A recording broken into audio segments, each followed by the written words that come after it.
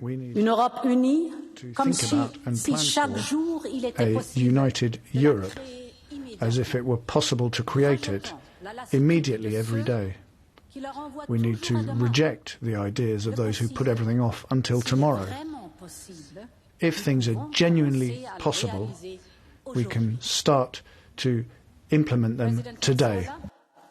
Dear Roberta, Président Macron, cher Emmanuel, Prime Minister Costa, car Antonio,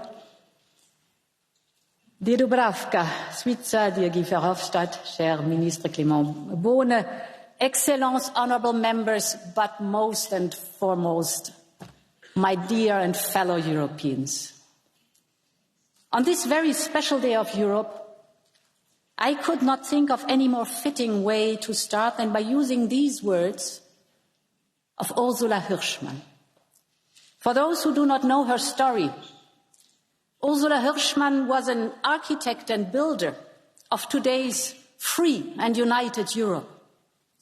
She resisted the rise of Nazism in Berlin in the early 1930s. She shaped the future of Europe on the island of Ventotene in the 1940s. She pioneered women's rights all across Europe. The courage of her actions and of her convictions helped to make Europe what it is today. And I start with this picture because for Europe, the memory of our past has always framed our future. And that is all the more important at a time when the unthinkable has returned to our continent. Russia's flagrant attempts to redraw maps and to rewrite even the most tragic parts of our history have reminded us of the dangers of losing our grip on both our past and our future. On living in a perpetual present and thinking that things can never be different, that there cannot be better ways of doing things, and even worse, that things will always stay the same if only we do not change. That's so wrong. Standing still is falling back. But this conference has shown us that Europeans are determined not to make this mistake. You have told us that you want to build a better future by living up to the most enduring promises of the past, promises of peace and prosperity, fairness and progress, of a Europe that is social and sustainable, that is caring and daring, just like Ursula Hirschmann and all those who went before us. Ladies and gentlemen, this conference has spoken clearly. And I'm delighted to see so many of you here today. Through your 49 proposals and more than 300 measures, you have weaved and crafted a vision of a Europe that delivers on what matters most, that helps to make everyday life better, that is not confined to one place, but it is at your side when you need it. On everyday priorities such as the air we breathe or the food we eat, the education that we give to our children, and the houses that we bring them up in. It is a vision of a Europe that pools its strengths and capacities and diversity to tackle the biggest challenges, from climate change or nature loss to pandemics or security in our region. A Europe that has a stronger capacity to activate and uphold its values and the rule of law. A Europe that is able to provide for itself in vital areas, from energy to food, from materials to medicines, from digital chips to green technologies. A Europe that delivers unique social protections and benefits all the way through these major transitions. Ladies and gentlemen, I want to address every single one of you who took part in this conference. Your message has been well received, and now it's time to deliver. That is what I promised when I stood for election in this very House 2.5 years ago. And together we have proven that we can do just that. With the powers that already exist, even amidst a pandemic or war. Whether procuring billions of vaccines for citizens across Europe and our neighbourhood, or kick-starting the economy after the pandemic through Next Generation EU, whether setting an ambitious and legally binding path to climate neutrality, or setting rules of the game in the digital world, or supporting small businesses to retain their staff during the pandemic. None of this, none, would have been explicitly foreseen in the treaties. But it was possible, and we did it together, because Europeans expected their union to step up. So, next month already, we will set out what is needed to bring your proposals to life and respond the best we can. In some areas, your proposals give us a push to speed up work already ongoing. For example, on the European Green Deal, or on making society fairer.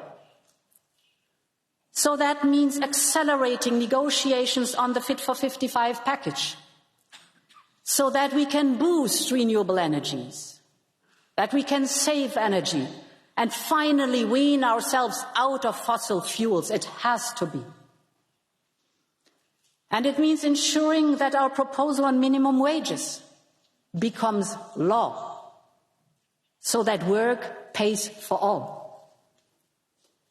In other areas, we have already started the work you have asked for. The Health Working Group, for example, proposed creating a European health data space, which would facilitate the exchange of health data across borders. Well, my Commission delivered last week with a proposal. And in the next weeks and months, we will bring out proposals you have been asking for. For example, restoring our nature, or cutting down waste from package, or banning products made by forced labour from entering our European market. On all of these upcoming ideas, we will look closely at your proposals so that we can best cater for what you have been asking for. The point is, there is already a lot we can do without delay. And that also goes for those recommendations which will need us to take new actions. So to make sure that we follow up swiftly, I will announce the first new proposals responding to your reports in my State of the Union address in September already.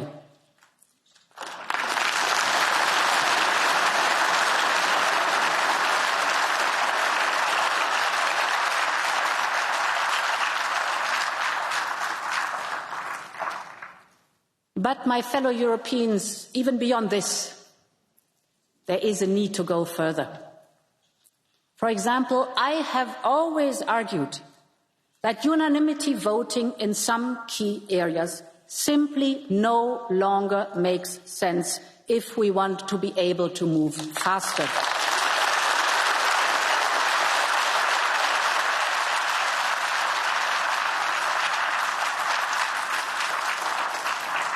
Or that Europe should play a greater role, for example, in health or defence, after the experience of the last 2 years.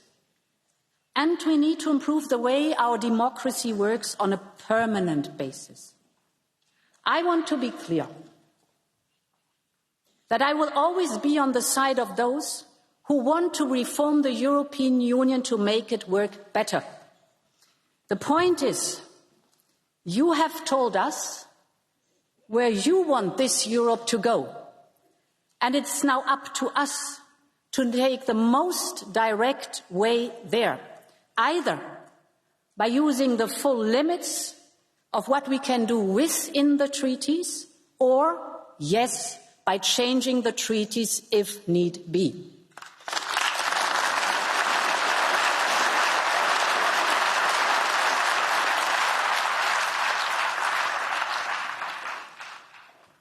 Ladies and gentlemen, dear fellow Europeans,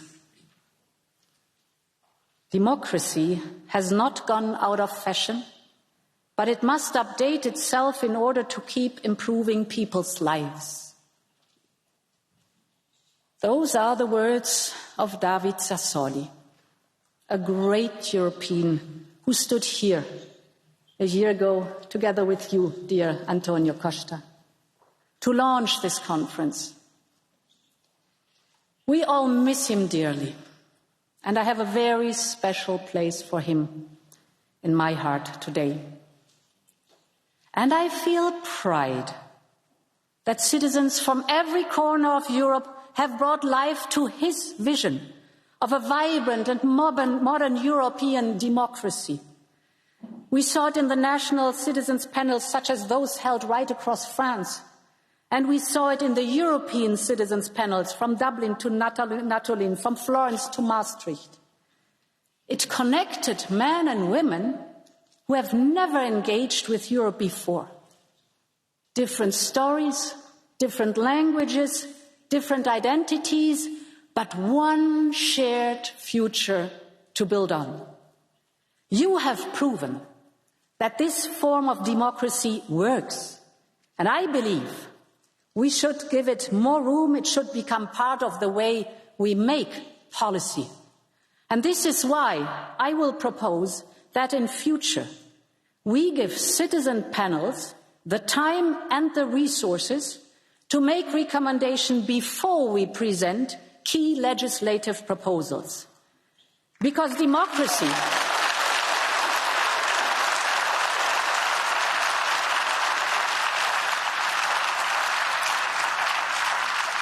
Because I'm convinced that democracy does not end with elections, conferences or conventions. It needs to be worked on, nurtured and improved every day. We saw it in the grassroots events held right across Europe, whether debating biodiversity in Varna, gender-based violence in Lisbon, or democracy and subsidiarity in Budapest.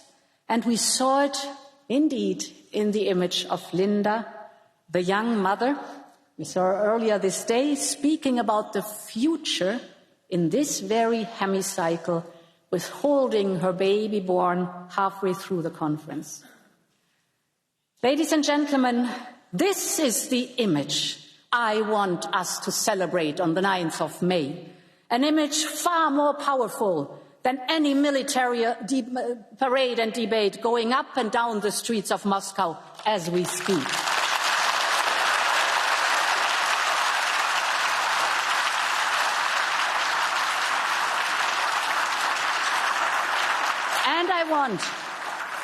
And I want this image to remind us to never ever take for granted what Europe is and what it means. Europe is a dream that always was, a dream born from tragedy. But today, that dream shines brightest, not only here in this historic place. It shines brightest in the hearts and minds of the people of Kiev and Kharkiv, of Odessa and Mariupol. It shines brightest in the courage of those families and young people bunkered down in subways and basements. It shines brightest of those mourning the senseless, mindless atrocities of Bucha and in Irpin and in every Ukrainian village and town struck by war. And it shines brightest in the eyes of all those young Ukrainians who have found refuge in Europe, a home away from home. Those people, my fellow Europeans, young and old, are willing to fight and to die for their future and for that dream of Europe, that dream that always was, that dream that must always be. So I want to finish with a message. This morning I had a video conference with President Zelensky, and he wanted to virtually hand me over his answers to the questionnaire of the Commission for the accession process he has applied to. It is more than 5,000 pages. He handed over to me. And therefore, I want to give a very special message to our Ukrainian friends and families. The future of Europe is also your future. The future of our democracy is also the future of your democracy. 77 years ago, war in Europe was replaced with something different, something new. First a community, today a union. It was the day when the future began. It is a future that we have been writing together ever since, as architects and builders of Europe. And the next page, dear Ukrainian friends, is now being written by you, by us, by all of us together. Slava Ukraine! Long live Europe!